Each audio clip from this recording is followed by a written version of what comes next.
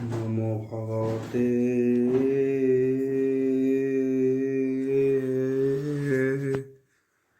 বাসুদেবায়।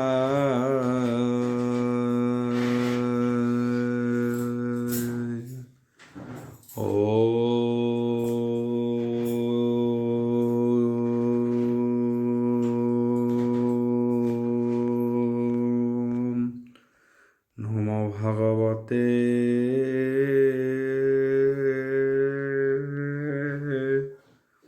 বাসুদেবায়।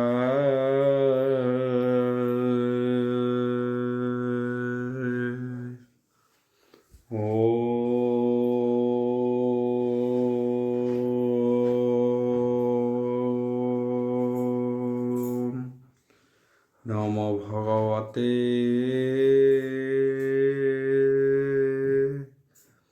বাসুদেবায়।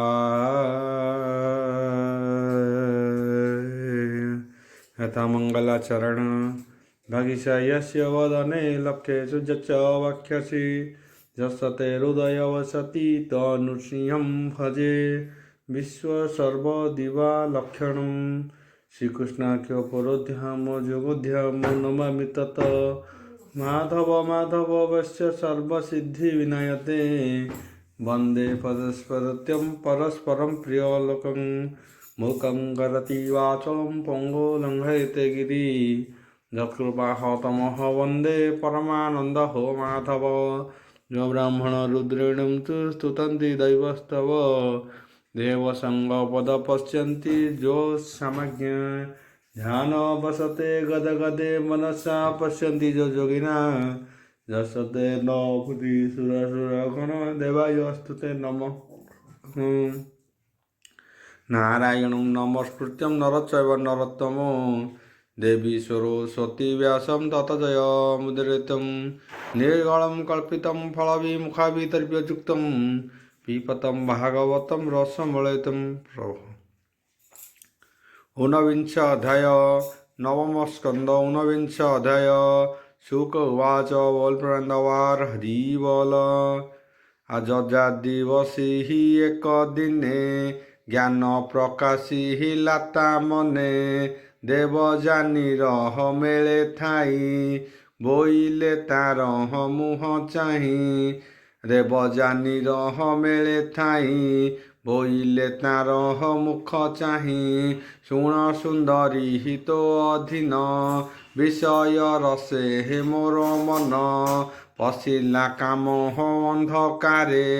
भास्कर जेन्हे हे तम घरे शुण भार्गवी मोर कथा पूर्वे जे इतिहास गाथा कहन्ति तत्व ज्ञानी जने ग्राम्य भोग को निंदी मने से कथा कहू तते आग जेबा विषय अनुराग गाछ छाग छागिए हे कदिने भरिला अर्थे हे गले बने छाग छागिए हे कदिने चरिबा अर्थे हे गले बने छागी जे चल पान अर्थे कूपे पड़िला अकायते स्वभावे कामी ही छाड़ छाग जाति तार उधारे हे काम मती केबे हूँ उधारिबु न पारिला निराश गला निज पुरे से बने वृक्ष छाग उथिला से बने वृद्ध छाग थिला कूपे से छागी को देखिला विषाण आविषाण अग्रे हेताउ धरी कूले स्थापिला जत्न करी से छागी कूपहरू अइला छागरे अभिलाष कला से छाग तार संग मेले ରମଣ କରେ ହେ ଅତି ଭଳେ ଦିବା ରଜନୀ ନ ଜାଣଇ ନିରତେ ତାର ସଙ୍ଗ ଥାଇ ତଥାପି ନ ଭୁଲିଲା ତୃପ୍ତ ଅଗ୍ନିରେ ଜେହ୍ନେ ଘୃତ ହୃତି ଅନ୍ୟାନ୍ୟ ଛାଗି କାମ ବସେ ମିଳିଲେ ସେହି ଛାଗ ବାସେ ସ୍ଥୂଳ ଶରୀର ସୂକ୍ଷ୍ମ ମୁଖ ରେତ ସଚନେ ଅଛି ଅତି ତୀକ୍ଷ୍ଣ ବଳିଷ୍ଠ ଦେଖି ସର୍ବଛାଳି ତାହାର ପ୍ରତି ଅନୁରାଗୀ ସେ ପୁରୁଷ ଯେ ଛାଗ କଳା ଛାଗି ଅନୁରାଗ ହୋଇଣ କାମ ଗ୍ରହଗ୍ରସ୍ତ ଛାଗୀଙ୍କ ସଙ୍ଗେ ହେଲା ମକ୍ତ ଯେ ଛାଗି କୂପେ ପଡ଼ିଥିଲା ଦେଖି ଜୀବର ଅବହେଳା କାମି ଛାଗିକୁ କଲା ତ୍ୟାଗ ତାପ୍ରତି ହୋଇଣ ବିରାଗ ସ୍ୱାତରେ ଛାଗି କଲା ଛଳି ଛାଗ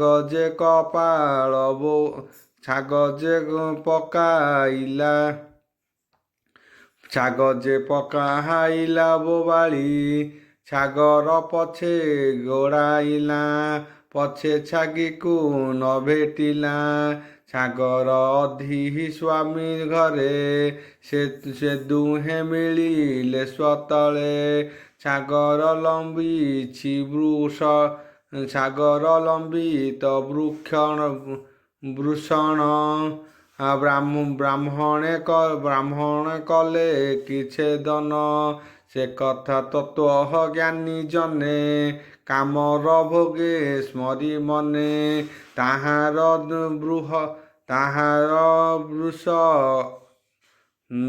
ବୃଷଣକୁ ନେଇ ପୁଣି ତା ଦେହେ ଗଲା ଦେଇ ସେ କଥା କହୁ ତୋର ଆଗେ ଯେବା ବିଷୟ ଅନୁରାଗେ ସେ ଛାଗ ରସ ହିତେ ବିଷୟ ଭୋଗ ଦିନ କେତେ କାଟିଲା ଆପଣା ଇଚ୍ଛାରେ ତେବେ ସନ୍ତୋଷ ନୁହେଁ ତରେ ସେ ଛାଗ ପ୍ରାୟ ତାର ସଙ୍ଗେ ମୁହିଁଠି ବୁଡ଼ିଲି ପ୍ରେମ ରଙ୍ଗେ ତୋହର ମାୟା ହାରେ ମୋହିତ ହୋଇ ନ ଜାଣେ ମୋର ହିତ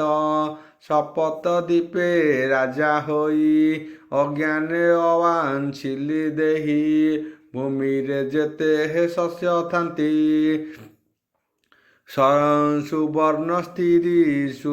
ସୁବର୍ଣ୍ଣ ସ୍ତ୍ରୀ ପଶୁ ଯନ୍ତି ଯେ ପ୍ରାଣୀ କାମ ବଶ ହୋଇ ଏସବ ତାକୁ ନ ଇଚ୍ଛଇ କାମୀ ପୁରୁଷଙ୍କର ମନ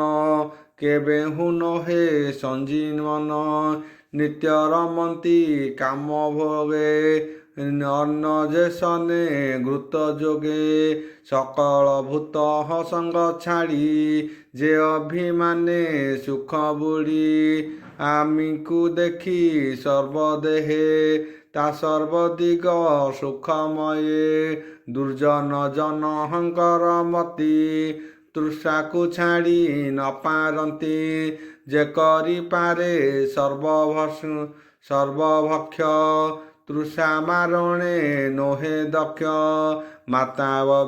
ମାତା ଭଗିନୀ କନ୍ୟା ମେଳେ କେବେ ନଥିବ ନିରୋଳେ ମନ ଯେ ଇନ୍ଦ୍ରିୟଙ୍କ ଗ୍ରାମ ବଳେ ତାହାକୁ ନାହିଁ ସମ ପଣ୍ଡିତ ଜନ ମନ ହରେ ଏଣୁ ସେ ନାରୀ ସଙ୍ଗୁଳରେ ଦେଖ ମୁଁ ସହସ୍ର ବରଷେ ନିତ୍ୟ ରମିଲି କାମ ବସେ ନିରତେ ବିଷୟ ବିଷନେ ମନ ରହିଲା ରାତ୍ର ଦିନେ ମୁଁ ଏବେ ତୃଷା ଦୂର କରି କୃଷ୍ଣ ଚରଣେ ମନ ଧରି ନିହର ହୋଇ ବନସ୍ଥାନେ ରହିବି ପଶୁ ଗଣ ମେଳେ ଦୁଷ୍ଟ ଦୁଷ୍ଟ ଶତ୍ରୁଙ୍କୁ ମିଥ୍ୟା କରି ଧ୍ୟାନ ସମ୍ଭାରି ମନହରି ଯେ ନୋହେ ଆମି ରବିନାଶେ ତାହାକୁ କହି ଆମି ଦର୍ଶେ ହେମନ୍ତେ ପ୍ରିୟା ଆଗେ କହି ପୁରୁକୁ ସମୀପେ ବସାଇ ତାର ବସୟ ତାକୁ ଦେଲା ବୃଦ୍ଧ ଶରୀର ଆବୋରିଲା ପୁରୁଷ ରାଜେ କଲା ରାଜା ଭଲ ଲଭେ ପାଳିଲା ଜନ ପ୍ରଜା ଦ୍ରୁହୁକୁ ପୂର୍ବ ଦିଗ ଦେଲା ଅନୁକୂତରେ ସ୍ଥାପିଲା ଯଦିକୁ ଦକ୍ଷିଣେ ବସାଇ ପଶ୍ଚିମେ ତ୍ରୁବ ଶୁକ ଦେଇ ହେମନ୍ତେ ରାଜ୍ୟ ବିଦାରିଲେ ପୁତ୍ରଙ୍କୁ ପ୍ରିୟ ବାକ୍ୟ କହି ଆନନ୍ଦେ ଦେଇ ସର୍ବମନେ ତକ୍ଷଣେ ପଶିଲେ ଅରଣ୍ୟେ ଆମିରେ ଆମ ଧ୍ୟାନ କରି ଯୋଗ ଅଭ୍ୟାସେ ମନ ଧରି ପରମ ବ୍ରହ୍ମ ସେ ପଶିଲା ଶୁଣ ହୋ ଅଭିମନ୍ୟୁ ବଳା ସେ କଥା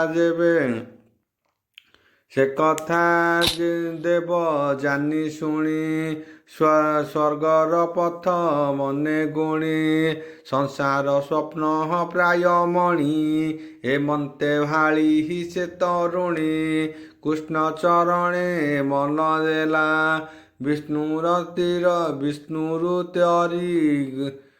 ବିଷ୍ଣୁ ମାୟାରୁ ତରି ଗଲା ନବମ ସ୍କନ୍ଧେ ଭାଗବତ ଯେ ଧର୍ମ ବଂଶାନୁଚରିତ ଭାଷା ପ୍ରବନ୍ଧେ ହରି କଥା ଶୁଣନ୍ତେ ତୁଟେ ଭବ ବ୍ୟଥା ବ୍ରାହ୍ମଣ ଜଗନ୍ନାଥ କହେ ସୁଜନେଣେ କର ଲୟେ ଇତି ଶ୍ରୀମଦ୍ଭାଗବତେ ମହାପୁରାଣେ ପରମହଂସ୍ୟା ସଂହିତା ନବମ ସ୍କନ୍ଧେ ଏକାଦଶ ଅଧ୍ୟାୟ।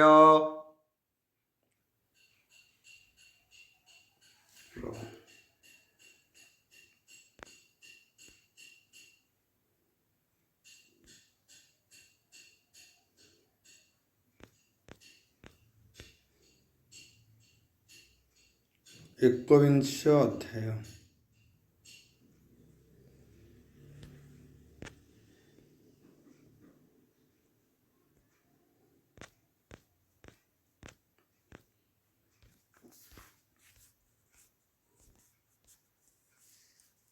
नवम स्कंद विंश अध्याय।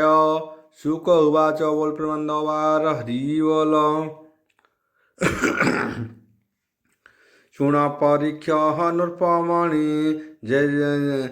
जे पूरा वंश हर कहानी जे बाजे मत कले कर्म जे वंश मध्ये हे तोर जन्म से वंशे राजा ऋषि जेते संक्षेपे कहिबि मु तते जे पुत्र जन्म जय नाम से पुरुषंक गुण ध्याम ताहार होइला नंदन नाम ताहार प्रतिद्वान प्रवीर ताहार कुमार मनस्व तार वंशधर तार तनय चारुपद सुद जे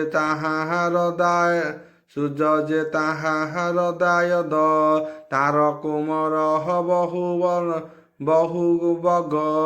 बहुगव संजति ताहार संभव अहं जाति जे हेता तनय रौद्रस्य तार पुत्र होए घृताचि अपहसरा वर्गे रौषाद्रिपुत्रे हे बहु भावे एकुवारके हे अनुपम शुण हो ताहांकर नाम रायत कुल हरुएबेनी स्तंदिलु केतु घेनी तू ଜଳରୁ ସନ୍ତୋଷ ୟତ ଦୁଇ ଧୈର୍ଯ୍ୟ ସ୍ୱତଃ ବୋଲାଇ ବ୍ରତୟ ବନ ୟୁଏ ଦଶ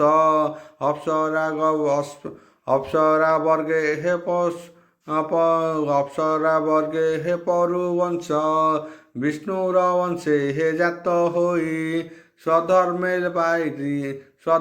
পাଳିলে মহি ঋতয় শ্রুত হন্তি নাব তহু সুমরি হিয়ার ধ্রুব অপ্রতিরথ তিনি জাণ অপ্রতিরথ সুত কর্ণ তারতনয় মোদতিত পুষ্কর্ণ তাহার সন্ততি করণ্য বংশে জাত হই সংসারে ব্রাহ্মণ বলাই আরে বীর্যে সুমহতির পুত্র দ্রুমন্তী তার বীর্যু জাত সুন্দরে নাহি রূপ সীমা গুণ শুণ হো তাহার মহিমা দুষ্মন্ত তারা যাহা এক দিনে মৃগয়া অর্থে গলে বনে কর্ণଙ୍କ আশ্রমে মিଳିଲା অদ্ভুত কন্যা এ ଦେଖିଲା ଅଙ୍ଗଭୂଷଣ ଝଟଙ୍କନ୍ତି ଲକ୍ଷ୍ମୀଙ୍କ ପ୍ରାୟ ଦିଶେ କାନ୍ତି ତାହାଙ୍କୁ ଦେଖି କାମ ବସେ ସୋମର କରିବାର ଆସେ ତା ରୂପେ ଦେବ ମାୟାମୟୀ ଦେଖିଣ ମନ ନର ହଇ ଅଳପ ବଳ ଘେନି ସଙ୍ଗେ ଦୁଷ୍ମନ୍ତ ମିଳେ ତାର ଆଗେ ଆନନ୍ଦେ ତାର ଦର୍ଶନେ ବୋଲଇ ବରି ଗ୍ରହ ମନେ ହାସ୍ୟ ବଦନେ ତାର ପାଶେ ମଧୁର ବାକ୍ୟ ମନ ତୋଷେ হে শুভ কমহଳ নয়নী কহ তু কাହାର নন্দিনী ନିର୍ଜନ ବନେ କିମ୍ପା ଅଛୁ କହ କାହାକୁ ବର ଇଛୁ ତୋ ରୂପ ଅଛି କେବା ସମ କହ ତାହାର କିସ ନାମ ନିଶ୍ଚେ ତୋ ରାଜାର ଜନନୀ ଜାଣିଲୁ ତୋର ରୂପ ଚିହ୍ନି ମୁଁ ଯେ ପୁରୁଷ ବଂଶେ ଜାତ অধর্মে ন বলে মোচিত হেমন্তে রাজা মুখ শুনি সে কন্যা কহে পরিমাণী শকুন্তলা উবাচ বল প্রান্দবার হরি বল শুণ রাজন চূড়ামণি ମୋ ବିଶ୍ୱାମିତ୍ରଙ୍କ ନନ୍ଦିନୀ ମୋ ନାମ মেনকা নামে ମୋ ଜନନୀ ଦଇବେ ମୋର କର୍ମ ଘେନି ମତେ ପକାଇ ଗଲା ବନ ପକ୍ଷୀଏ ମୋହର ଜୀବନ ପାଳିଲ ମୋତେ ସ୍ନେହ ଭରି ଏ ବନେ ଭକ୍ଷ ଭୋଗ ଦେଇ ମୁହିଁ ଯେ ଶକୁନ୍ତର ବାଳା ଶୁଣ ମୋ ନାମ ଶକୁନ୍ତଳା ମୋହର ଜନ୍ମ କର୍ମମାନ ସବୁ ଜାଣନ୍ତି ମୁନି କ୍ୱନ ଜନ୍ମ ମୋ କୌଶିକ କୂଳେ ମୁଁ ଏହା ଜାଣେ ଯୋଗ ବଳେ ତୁ ଯେବେ ମୋହର ବିଶ୍ୱାସ ଆସ ମୋହର ପାଶେ ବସ ମୋହର ପୂଜା ଘେନି ତୋହି ଯିବାର ଭୂତ ଏତେ ରହି হেমন্তে তার মঞ্জু বাণী আনন্দ মনে রাজা শুনি দুষ্মন্ত উবাচ বল প্রবন্ধবার হরি বল বলই কন্যা মুখ চাহি ভো শিশু শশী মুখী শুণ তুহি ତୋ ଜାତ କୌଶହରର ବଂଶେ ତୋହର ଇଚ୍ଛା ମନ ତ ସେ ଯେବେ ବରିବୁ ତୁହି ମତେ ଏ ମୋର ସତ୍ୟ ଦେବ ମତେ ଏସନ ସତ୍ୟ ତାକୁ କରି ଗନ୍ଧର୍ବ ମନେ କନ୍ୟାବରୀ ସ୍ୱଭାବେ ପଣ୍ଡିତ ରାଜନ ଜାଣଇ ସକଳ ବିଧାନ ବିବାହ କରି ତାର ସଙ୍ଗେ ରାତ୍ର ବଞ୍ଚିବ ରାତ୍ର ବଞ୍ଚିଲା ଅତି ରଙ୍ଗେ ଆଉ ଅମୋଘ ବିଜେ ହେତା ସ୍ୱଭାବ ରହିଲା ଶଙ୍କୁନ୍ତଳା ଗର୍ବ ପ୍ରଭାତେ ରାଜା ଗଲାପୁର କାଳେ ତା ଜନ୍ମିଲା କୁମର। 91 ନବମ ସ୍କନ୍ଦ ବିଂଶ ଅଧ୍ୟାୟ ଶ୍ରୀମଦ୍ ଭାଗବତ। ସେବନେ କର୍ଣ୍ଣ ଋଷି ଥିଲେ ବିଧାନେ ତାଜ କର୍ମ କଲେ ତକ୍ଷଣେ ଉଠି ରାଜା ବଳା ସ୍ୱଭାବେ ତେଜ ଅନର୍ଗଳା ସିଂହଙ୍କୁ ବାମ ଭୁଜେ ଧରି କ୍ରୀଡ଼ା କରନ୍ତି ପ୍ରାୟ କରି ରଜୁନି ବେଶୀ ତାର ଗଳେ କ୍ରୀଡ଼ା କନ୍ଦଳୁ ପ୍ରାୟ ଖେଳେ ପୁତ୍ରର ଦେଖି ବାଳ କ୍ରୀଡ଼ା ଅତ୍ୟନ୍ତ ତେଜ ଅନର୍ଗଳା ବିଷ୍ଣୁର ବଂଶେ ପ୍ରାୟ ମଣି ତକ୍ଷଣେ ଋଷିଙ୍କ ଦୋଲରେ ପୁତ୍ରର ହସ୍ତ ଧରି ବେଗେ ମିଳିଲା ନିଜ ସ୍ୱାମୀ ଆଗେ ରାଜା ସେ ତାମ ପୁତ୍ର ଦେଖି ତକ୍ଷଣେ ବୁଝିବେନି ଆଖି ପତ୍ନୀ ପୁତ୍ରଙ୍କୁ ନ ଚାହିଁଲା ଭାବ ନ ଜାଣି ଉପେକ୍ଷିଲା ତକ୍ଷଣେ ଆକାଶର ବାଣୀ ସେଠାରେ ସର୍ବ ଲୋକ ଶୁଣି ଆମିର ରୂପ ପୁତ୍ର ଜୟତ ଏ ନିଶ୍ଚେ ତାର ଦାରାସୁତ ଯେ ପୁତ୍ର ଜାତ ନିଜ ଠାରୁ ଉଦ୍ଧାର କରେ ସେ ନର୍କରୁ ତୁମେ କରିଛ ଗର୍ଭଧାର ଏକଥା ନୁହଁ ଯେ ଆନ ଆକାଶବାଣୀ ଶୁଣି କନେ ତକ୍ଷଣେ ରାଜା ତୋଷ ମନେ ଆଶ୍ୱାସ କରି ପୁତ୍ର ନାରୀ ଗୃହେ ସ୍ଥାପିଲା ଦଣ୍ଡଧାରୀ ଏମନ୍ତେ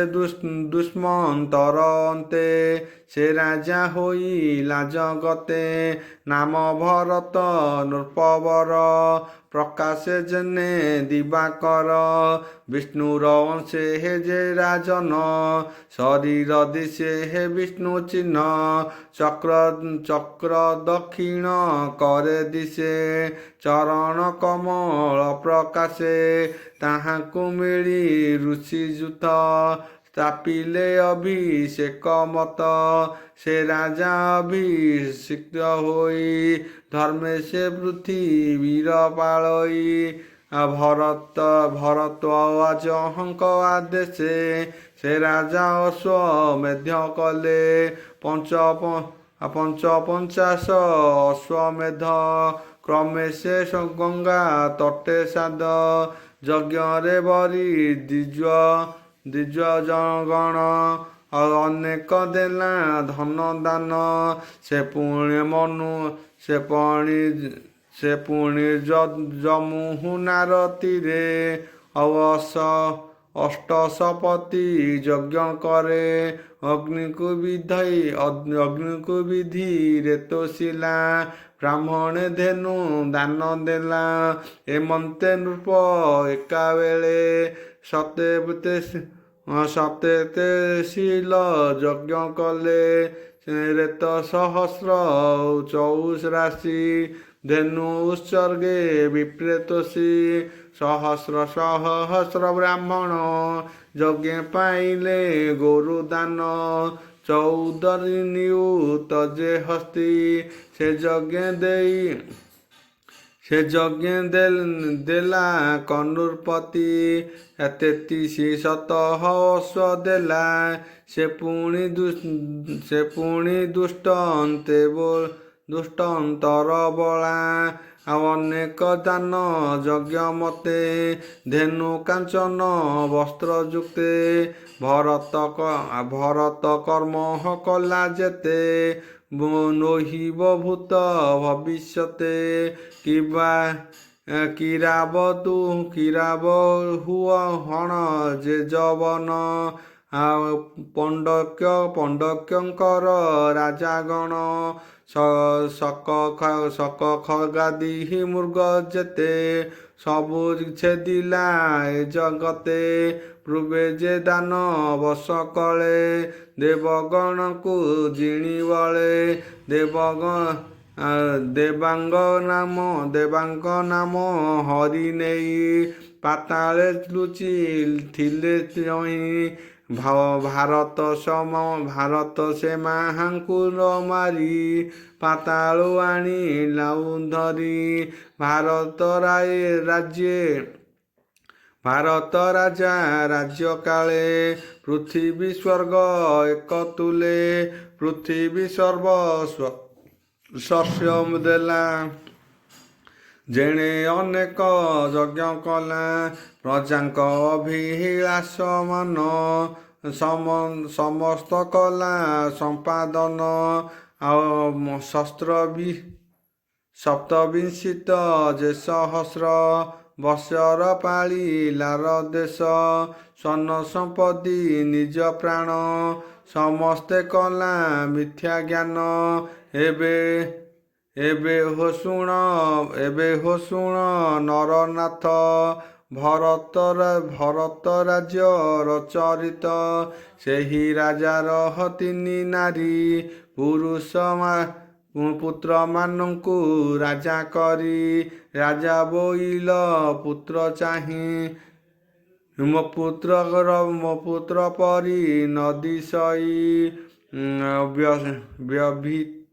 ବ୍ୟଭିଚାରିଣୀ ଭୟେ ନାରୀ ବାଳପୁତ୍ରଙ୍କୁ ବଧ କରି ଦେଖି ସେ ରାଜବଂଶ ହତ ଅତ୍ୟନ୍ତେ ହୋଇଲା ଦୁଃଖିତ ମୋହର ଅନୁରୂପ ପୁତ୍ର କେଉଁ ଉପାୟେ ହେବ ଜାତ ହେମନ୍ତେ ମନେ ବିଚାରିଲା ମରୁତ ସୋମ ଯାଗ କଲା ମରୁତ ଗଣ ତୁଷ୍ଟ ହେଲେ ରାଜାଙ୍କୁ ପୁତ୍ର ଦାନ ଦେଲେ ସେ ପୁତ୍ର ନାମ ଭରଦ୍ୱାଜ ପୂର୍ବେ ସେ ଉତ କ୍ଷେତ୍ରଜ ଏବେ ହୋ ଶୁଣ ନରନାଥ ସେ ଭରଦ୍ୱାଜଙ୍କ ଚରିତ ଭୃଗୁବଧ ଯେ ଗର୍ଭବତୀ ପୂର୍ବେ ରମିଲା ବୃହସ୍ପତି ମଥନ ହୁଅନ୍ତେ ପ୍ରଭୂତ ଅଜ୍ଞାନ କାମେ ହୋଇ ମତ ଗର୍ଭେ ସେ ଶୁଣି ତାର ଥିଲା ବୃହସ୍ପତିଙ୍କୁ ନିଷ୍ପେଦିଲା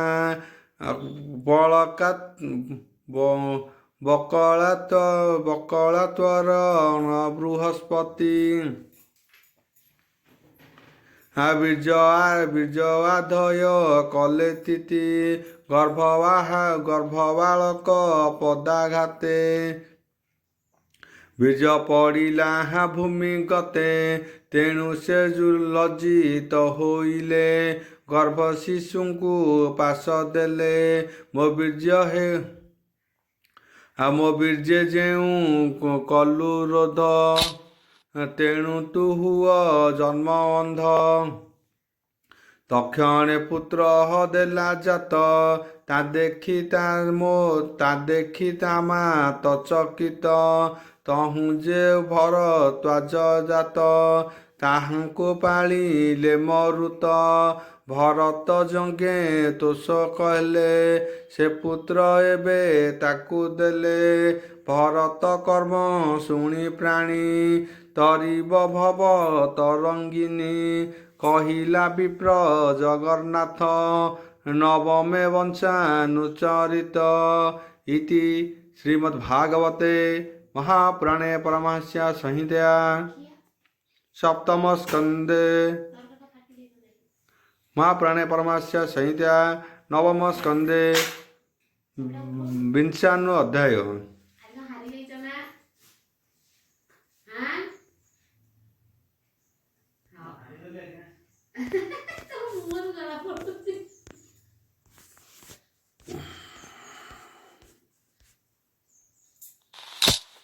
एकविंश अध्याय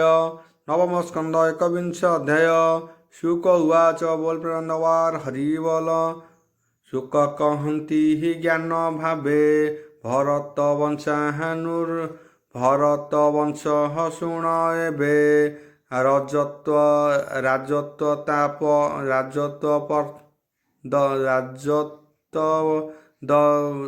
दत्तः पुत्र एबे एणु विततः नामे ख्यात वितथ पुत्र मनुजात दासुत जय बृहत् क्षेत्र तृतीय महावीर्य नाम चतुर्थे नर होले जन्म पंचम गर्भ नामे ख्यात हेमंते हेले हे पंचसुत नररतन यशुकति ताहार दुईहिटी सन्तति प्रथमे गुरु नामे ख्यात रतिदेव दिहितिये सुत ओम भूर्भुवस्सुः तत्सवितुर्वरेण्यं भर्गदेवस्य धीमहि धियो यो न प्रचोदयात् शान्ति शान्ति।